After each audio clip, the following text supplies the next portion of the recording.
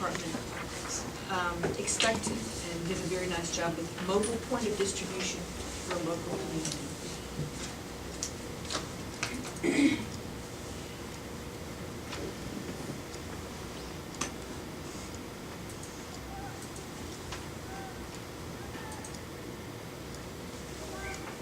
Good evening. My name is Paul Fisher. The Bachelor's project that I dealt with working at the University of Memphis is a mobile point of distribution for a local community.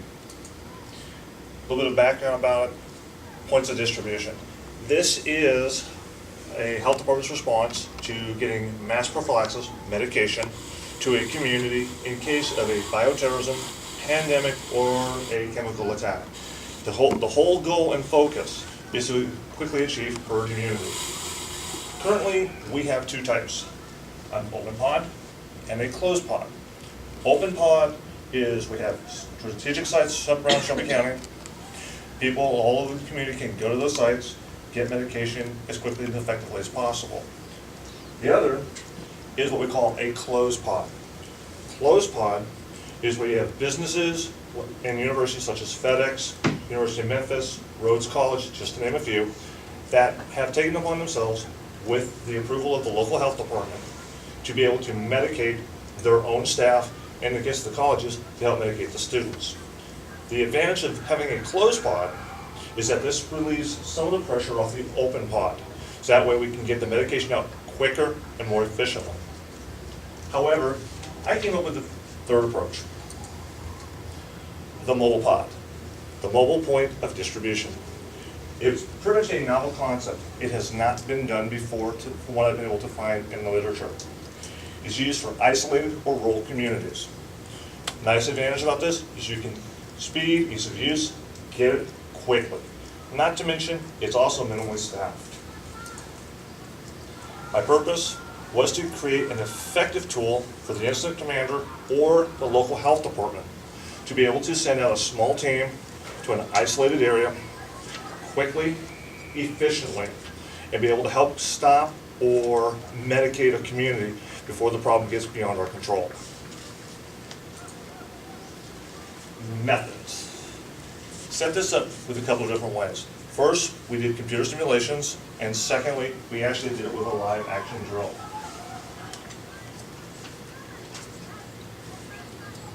Okay. We based this on an average of 4 people per household. Some homes may have less, like one person, a single person, or may have slightly more. So that was the baseline information we went off of. The 2 computer programs I used is the BERM version 2.0 and the RBERM.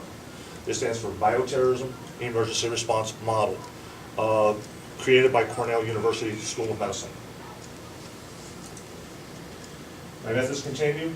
We generally found on both our models, we found that we could process 7.2 patients per minute, or roughly 2 families per minute, based on the BERM 2.0 program. The RBERM primarily focused on staffing levels, and it found that we could use a minimum of 5 personnel to be able to for a rural or isolated area based on the RBERM program. This is primarily used for local communities that are isolated from a major city, something like that. You may have a small farmland up in, say, Tipton County, for example, where you might have a health department of only 2 people. This allows them to help quickly take care of their own people. We also did a live action drill. Did a live action drill this past October in Lakeland, Tennessee. It is both rural, however, it's also close to the city. We covered approximately about 1,500 homes, close to about 6,000 people overall. We had 20 teams with 61 volunteers. We averaged about 2 bags per minute. That's 2 households per minute, or 8 people per minute. As we said, we found our results were very similar to our computer simulations. This was a live action. This involved a change that the computer programs could not account for. The change they could not account for was weather, human fatigue. And that's what made this live action drill very effective. We had to take that into account. The average team completion time was 30 minutes. Some teams averaged maybe got a little bit done faster, some took a little bit less. But overall, when we averaged the 20 teams, it was about 30 minutes.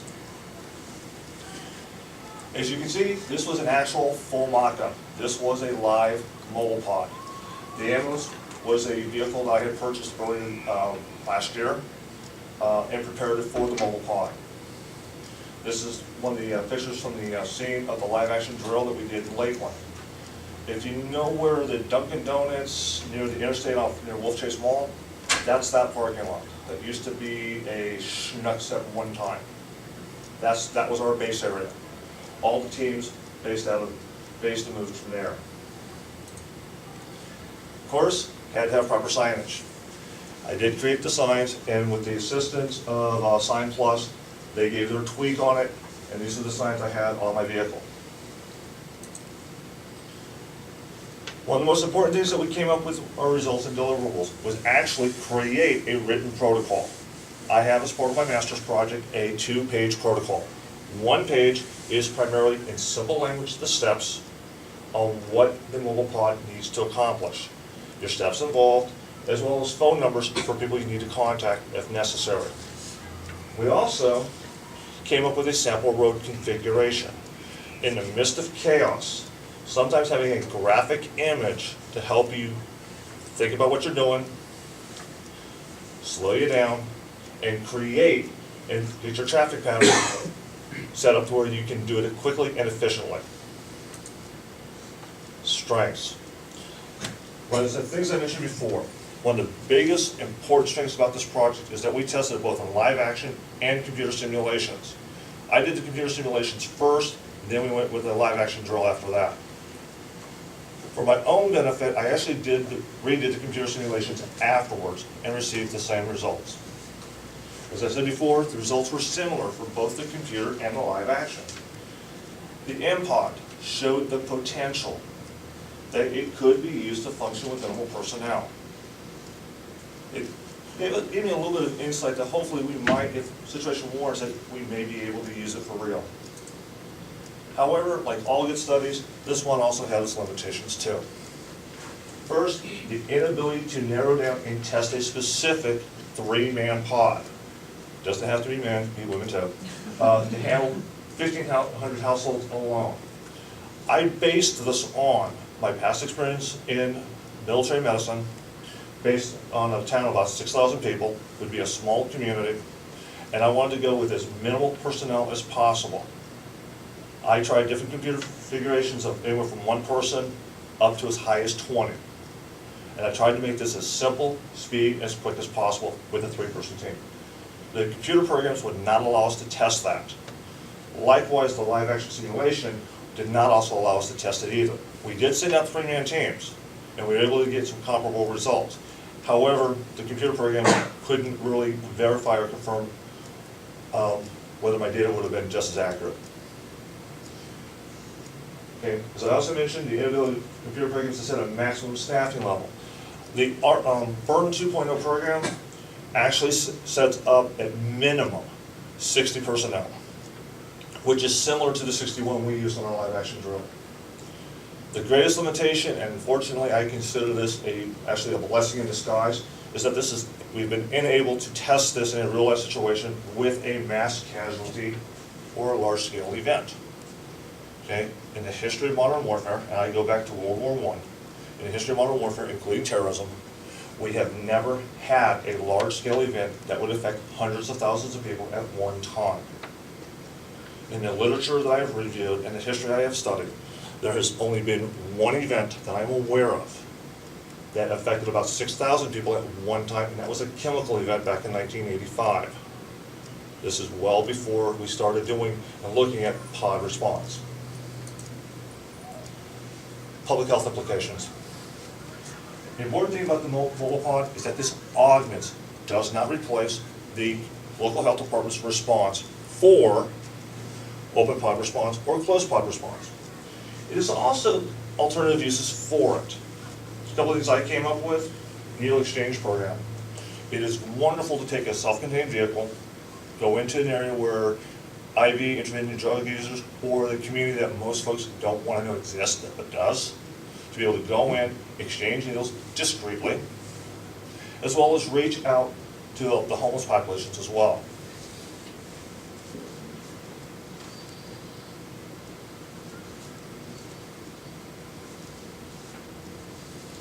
And of course, other things you can also use this for is educational outreach and wellness outreach. Conclusion. The mobile pond addressed an unmet need. It basically allowed us to be able to identify and reach out to a rural community or an isolated community within a town, be able to get them their medication that they need quickly. Importantly, it's a novel approach. It has not been done before that we could find in the literature. We tested in both computer and live action simulations. This does work, at least from what we were able to find in both live action and computerless. It also demonstrated the potential for future use.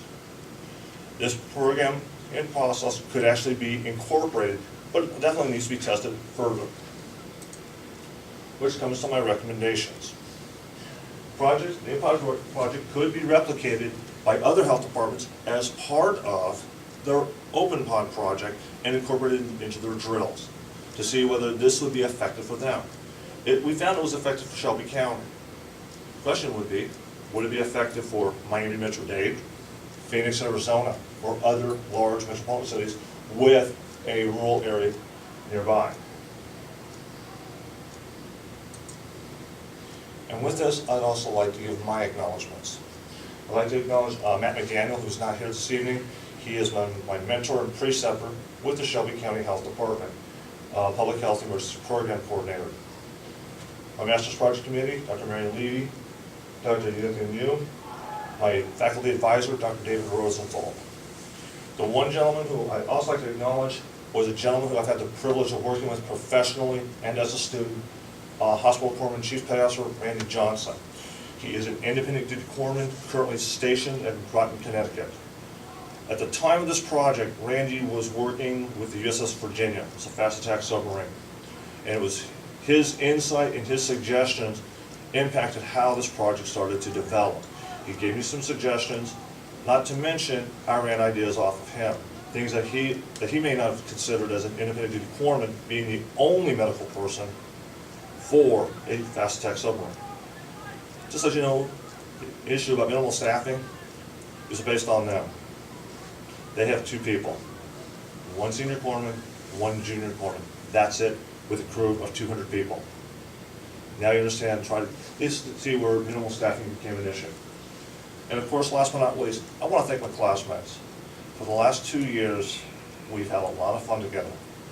And I'm going to miss a lot of you. With this in mind, go Tigers.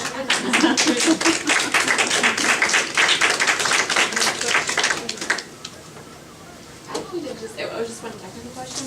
When you were talking about the biological attack, are you talking about in the United States specifically? There's never been a biological attack on a large scale. When I say large scale, we're talking with hundreds of thousands of people at one time. There has been a chemical attack that occurred that was specifically, that actually affected an entire metropolis, not just a given site. If my memory serves me correct, it affected about 6,000 people initially.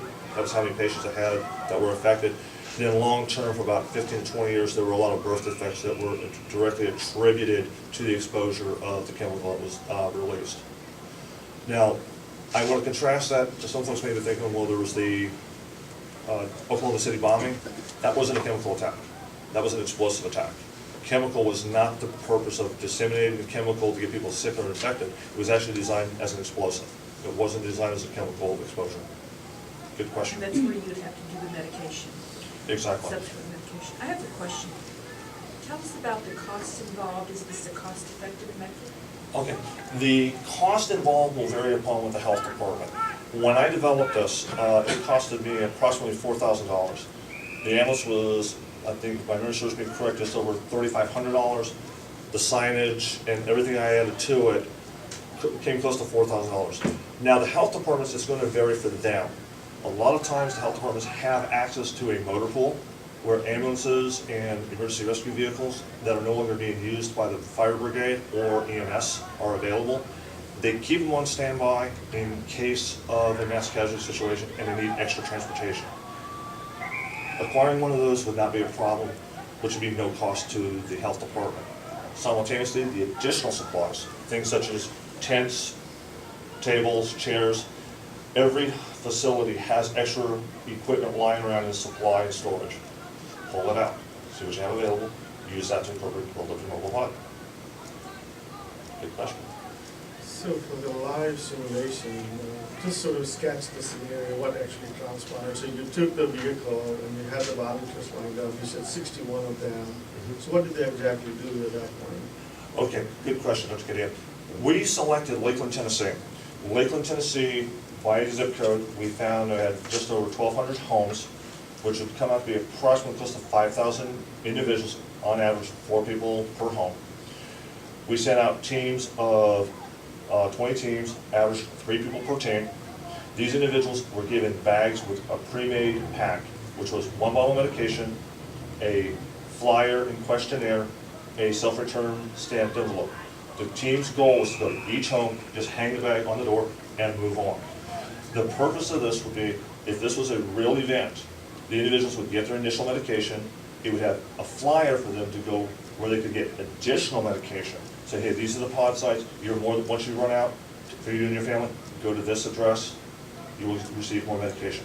Were they using the vehicles or they were walking? They used their own vehicles to get to their designated area within the neighborhood, and then they walked it. Generally, what we've found, what happens, one person would be driving, the other 2 would get out and walk along the side of the street. Basically, you go down the middle of the street, homes on both sides, car in the middle, and just go right on down. Person take about 20 bags with them. They, as I said, they took about 30 minutes to do it. They averaged roughly about, if I recall the data, about 72 homes, 72, 73 homes per team. I think I was amazed by my impression was your field test agree with your simulations. I had no idea about the simulation program, but I was wondering if there's any optimization process in the simulation program, so that you can plug in the map, so you can design the best routes. So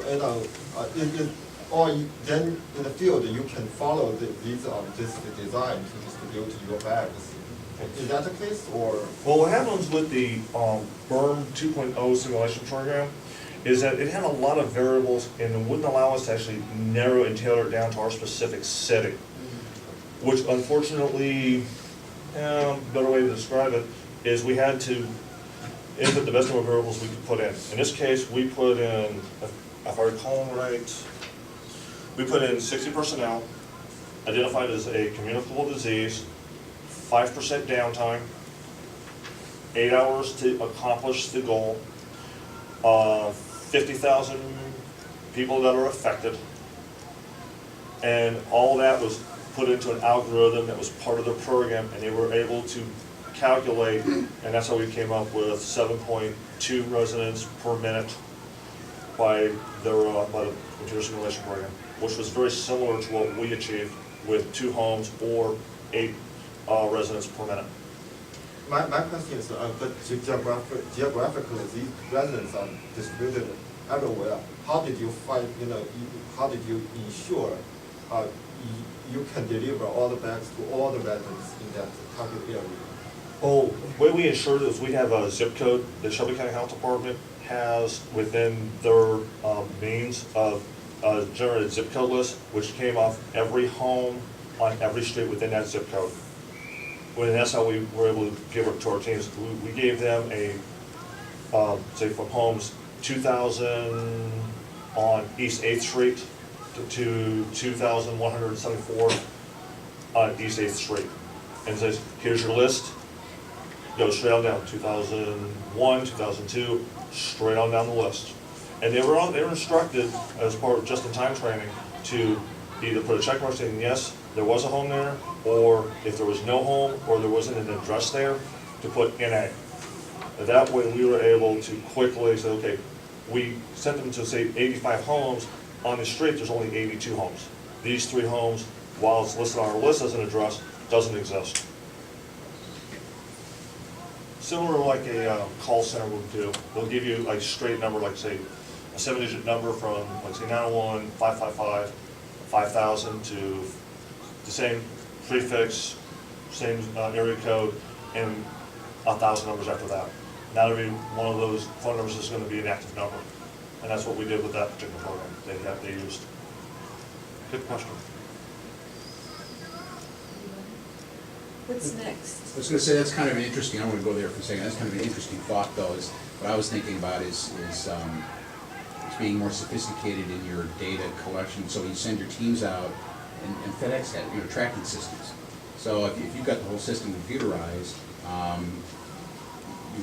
they hang a bag, they punch the thing on the computer screen, it goes back to central, and you check the box off, so you can see electronically where your team has been, and make sure that distribution has been complete as part of your program.